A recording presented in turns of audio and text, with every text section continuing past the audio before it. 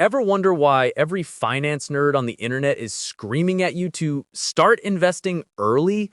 Like, chill, bro. I'm just trying to pay rent and not eat ramen for the third night in a row. But here's the savage truth. The longer you wait to start, the steeper the climb gets. There's a reason they call it the cost of waiting curve. And if you think starting at 30 is just a little harder than starting at 20, you're about to get hit with some math that'll make you want to open a brokerage account before this video is even over. I'm Ryan Invest, your financial narrator with a side of sarcasm and a black belt in roasting broke habits. If you're tired of finance bros who act like you're doomed if you didn't start investing at 12, smash that subscribe button, slap the bell so you never miss a money myth getting destroyed, and drop a comment if you've ever felt like you're already behind. Spoiler, you're not, but you will be if you keep waiting. Let's get into it. The cost of waiting curve is the brutal math behind why time is your best friend or your worst enemy when it comes to building wealth. It's not just about missing out on a few years of growth. It's about how compound interest works like a snowball rolling downhill. The earlier you start, the bigger and faster it grows. Wait too long and you're basically trying to roll a snowball uphill in July. Let's break it down with some real numbers, because I know you're not here for fairy tales. According to the Federal Reserve, the average American starts investing for retirement at age 31. In the UK, it's about 30. In Australia, thanks to superannuation, most people start in their early 20s. But even there, most don't get serious until 30. And here's the kicker. The difference between starting at 20 and starting at 30 isn't just 10 years. It's literally 4x harder to catch up. Let's do the math. Say you want to retire with $1 million by age 65. If you start at 20, you need to invest about $200 a month at a 7% return. If you wait until 30, now you need to invest $440 a month, more than double. Wait until 40, you're looking at $1,000 a month. That's the cost of waiting curve in action. The later you start, the more you have to save, and the less time your money has to work for you. And it's not just an American problem. In Germany, the average person doesn't start investing until their late 20s. In Japan, most people don't get serious until their 30s. In Canada, the average age is 31. The result? Most people end up scrambling to catch up, throwing more and more money at the problem and still falling short. Let's get a little savage. The average millennial in the US has less than $20,000 saved for retirement, according to Vanguard. In the UK, it's about £14,000. In Australia, the average superannuation balance for people in their 30s is just 25,000 AUD. That's not even close to enough. And the reason isn't just low wages or high rent, it's waiting too long to start. Now, let's talk about why the curve is so brutal. It's all about compound interest, the eighth wonder of the world according to Einstein and every finance YouTuber ever. When you invest, your money earns returns. Then those returns earn returns, and so on. The longer your money is compounding, the less you have to contribute. Wait too long, and you're basically trying to roll a snowball uphill in July. Let's do a quick example. If you invest $5,000 at age 20 and never touch it again, at 7%, it'll be worth about $75,000 by age 65. If you wait until 30 to invest that same $5,000, it'll only grow to about $38,000. That's half as much just for waiting 10 years. And if you're thinking, but Ryan, I'll just invest more later, here's the problem. Life gets more expensive as you get older. Kids, mortgages, aging parents, surprise medical bills. Good luck finding an extra $1,000 a month when you're 40. And let's get real about inflation, because this is the silent killer. The longer you wait, the more your money loses value.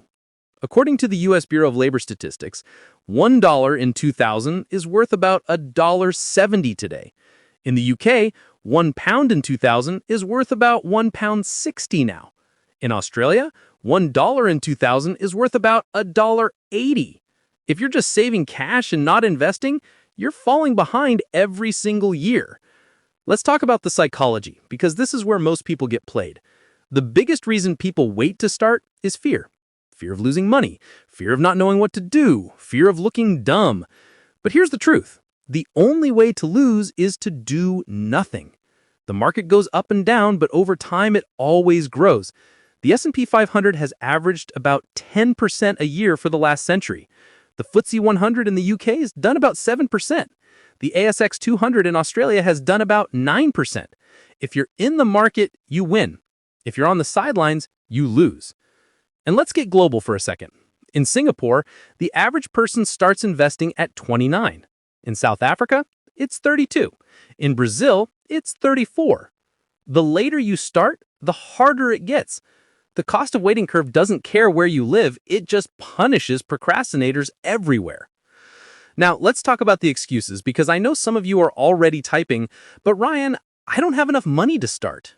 Newsflash, you don't need a lot. Most brokerages let you start with $1, £1, or even less. In the US, you can buy fractional shares. In the UK, you can use stocks and shares ISA. In Australia, you can start with micro-investing apps like Raise. The point is, the barrier to entry has never been lower. The only thing stopping you is you. Let's get into some real-life scenarios. Meet Sarah, a nurse in Canada. She started investing $100 a month at age 22. By 40, she had over $60,000 just from being consistent.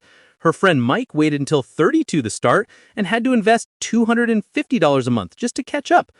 Or take Tom, an engineer in Germany. He started at 20, maxed out his tax-advantaged accounts, and hit 100,000 euros by 35. His colleague waited until 30 and had to double his contributions to get the same result. And let's talk about the haters, because there's always someone ready to tell you it's too late or the market's too risky. Here's the truth. The only way riskier than investing is not investing. If you wait, you're just making it harder on yourself. The cost of waiting curve is relentless. The sooner you start, the easier it gets. Let's do some quick math for the skeptics. If you start at 20 and invest $200 a month at 7%, you'll have about $525,000 by 65. Start at 30, you'll have about $245,000. That's less than half just for waiting 10 years. And if you wait until 40, you'll have about $105,000. That's the cost of waiting, plain and simple. And if you're thinking, but Ryan, what if I mess up? Here's the truth. Everyone messes up. The winners are the ones who start, learn, and keep going. If you fall off track, miss a few months, or even lose money, don't quit. Adjust your plan, forgive yourself, and keep moving forward. Progress, not perfection. Let's get a little motivational. The average person who starts investing early reports higher happiness, lower stress, and more freedom. According to a 2023 survey by Fidelity, 78% of people who started investing before 25 said it was the best financial decision they ever made. Money can't buy happiness, but starting early gets you pretty damn close. Let's get into the global stats, because this isn't just a US thing. In the UK, the average pension pot for people in their 30s is just £14,000, according to the Office of National Statistics. In Australia, the average superannuation balance for people in their 30s is 25,000 AUD. In Germany, the average person in their 30s has less than 20,000 euros invested for retirement. In Japan, it's about 1.5 million yen. The numbers are different, but the story is the same. Most people are behind, and the reason is waiting too long to start. Let's talk about the "I'll start when I make more money" crowd. This is the biggest trap of all. The truth is, the more you make, the more you spend. Lifestyle inflation is real. If you wait until you get a raise, a bonus, or a better job, you'll just find new ways to spend it. The only way to win is to start now, with whatever you have, and build the habit. The amount matters less than the consistency. And let's get real about the "I'm too late" myth. It's never too late to start, but the later you wait, the harder you have to work. If you're 40 and just starting, you'll need to save more, invest more aggressively, and maybe work a little longer. But it's still better than doing nothing. The only way to lose is to give up. Let's do a quick reality check. The average American retires with less than $200,000 saved. In the UK, it's about £107,000. In Australia, it's 178,000 AUD. That's not enough for a comfortable retirement in most first-class countries. The people who win are the ones who start early, stay consistent, and let compounding do the heavy lifting. Let's talk about the magic of compounding one more time, because this is where the real power is. If you invest $1,000 at 7% for 10 years, you'll have about $2,000. For 20 years, about $4,000. For 40 years, over $15,000. The longer you wait, the more you have to save to get the same result. That's the cost of waiting curve in action. And let's get into the emotional side, because money isn't just math, it's mindset. The people who win are the ones who believe they can, who start before they're ready, and who keep going when it gets hard. If you're waiting for the perfect time, you'll be waiting forever. The perfect time is now. Let's wrap up this batch with a call to action. If you learned something new, smash that subscribe button, ring the bell so you never miss a money move getting destroyed, and drop a comment with when you started investing or when you wish you had. Share this video with a friend who keeps saying, "I'll start next year." Remember, Let's keep this rolling, because if you're still here, you're either ready to stop making excuses or you just love hearing me roast the "I'll start next year" crowd. Either way, you're about to get the real, step-by-step playbook for actually getting started.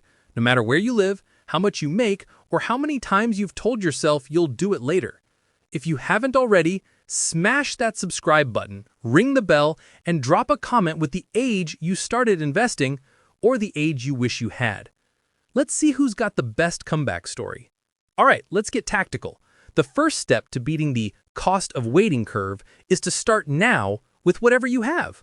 Don't wait for a windfall, a raise, or the perfect time. The perfect time is always now. If you've got $10, start with $10. If you've got $1,000, start with $1,000. The key is to build the habit, not to hit some magic number on day one. Let's talk about accounts, because this is where most people get stuck. In the US, your best bet is to start with a Roth IRA or a 401k if your employer offers a match. That's free money. Don't leave it on the table. In the UK, open a stocks and shares ISA. In Australia, make sure you're contributing to your superannuation and consider a low-fee index fund through a platform like SelfWealth or Vanguard. In Germany, look for an ETF SPAR plan. In Singapore, check out SRS or CPF investment schemes. The point is, every first-class country has tax-advantaged accounts. Use them. Now, let's talk about what to actually invest in. Forget stock picking, meme coins, or whatever your broke cousin is hyping on TikTok. The data is clear. Low-cost index funds and ETFs are the way to go. The S&P 500, FTSE All World, MSCI World, ASX 200, these are your friends. They're diversified, cheap, and proven to work over decades. If you want to get fancy later, fine, but start with the basics. Let's break down a simple plan. Say you're 30 and just starting. You want to catch up, so you set a goal to invest $440 a month. Remember, that's what it takes to hit $1 million by 65 at 7%. You open a tax-advantaged account, set up automatic transfers, and buy a global index fund every month. That's it. No market timing, no stress, just consistency. If you're younger, you can start with less. If you're older, you might need to save more or invest more aggressively. The math doesn't lie. And if you're thinking, "But Ryan, what if I'm already behind?" Here's the play. 1. Increase your savings rate, cut expenses, boost your income, and throw every extra dollar at your investments. The longer you let your money grow, the less you have to save later. 2. Delay big purchases. The longer you let your money grow, the less you have to save later. 3. Invest aggressively, but smartly. If you're behind, you might need a higher stock allocation. Just don't go full YOLO on crypto and hope for a miracle. 4. Work longer if you have to. Not sexy, but every extra year gives your money more time to grow and means fewer years you need to fund in retirement. Let's get global for a second. In the UK, the average stocks and shares ISA investor puts in about £6,000 a year. In Australia, the average superannuation contribution is 5,000 AUD. In Germany, the average ETF SPAR plan is €150 a month. The numbers are different, but the strategy is the same. Start early, stay consistent, and let compounding do the work. Now, let's talk about catching up if you're already late. If you're 40 and just starting, don't panic. You'll need to save more, maybe $1,000 a month instead of $200, but it's still possible. The key is to get aggressive, automate everything, and avoid lifestyle inflation. Every raise, every bonus, every side hustle dollar, throw it at your investments. The more you can save now, the less you'll have to scramble later. And let's get real about mindset. The biggest enemy isn't the market, it's procrastination. The people who win are the ones who start before they're ready, who keep going when it gets hard, and who don't let fear or perfectionism stop them. If you're waiting for the right time, you'll be waiting forever. The right time is now. Let's do some quick math for the skeptics. If you're 35 and start investing $500 a month at 7%, you'll have about $600,000 by 65. If you wait until 45, you'll have about $250,000. That's the cost of waiting. Again, the sooner you start, the easier it gets. And if you're thinking, but Ryan, what if the market crashes? Here's the truth. The market always recovers. The Great Depression, the dot-com bubble, the 2008 crash, COVID, every single time the market bounced back. If you panic and sell, you lose. If you stay the course, you win. The cost of waiting curve punishes procrastinators, not patient investors. Let's talk about automation, because this is how you make it foolproof. Set up automatic contributions every month. Don't wait until you feel like it or have extra money. Pay yourself first and let the system do the work. The less you have to think about it, the better your results. And here's a little motivation. The average person who starts investing early reports higher happiness, lower stress, and more freedom. According to a 2023 survey by Fidelity, 78% of people who started investing before 25 said it was the best financial decision they ever made. Money can't buy happiness, but starting early gets you pretty damn close. Let's get into the emotional side, because money isn't just math, it's mindset. The people who win are the ones who believe they can, who start before they're ready, and who keep going when it gets hard. If you're waiting for the perfect time, you'll be waiting forever. The perfect time is now. Let's wrap up with a reality check. Most people will never build real wealth because they overcomplicate things, chase trends, and panic when things get tough. Don't be most people. Be the person who keeps it simple, stays the course, and lets compounding do the work. The cost of waiting curve isn't sexy, but it's real. And at the end of the day, results are what matter. So here's your final call to action. If you learned something new, smash that subscribe button, ring the bell so you never miss a money move, and drop a comment with your investing age or the biggest "I wish I started sooner" moment. Share this video with a friend who needs to stop making excuses and start making moves. Remember, nobody cares more about your future than you do. Not your boss, not your government, not your broke friend who thinks investing is a scam. It's up to you to make smart moves, keep it simple, and start now. All right, that's it for today. I'm Ryan Invest, your financial narrator with a side of sarcasm and a mission to help you stop being broke as F. Until next time, keep stacking, keep hustling, and keep winning. Peace.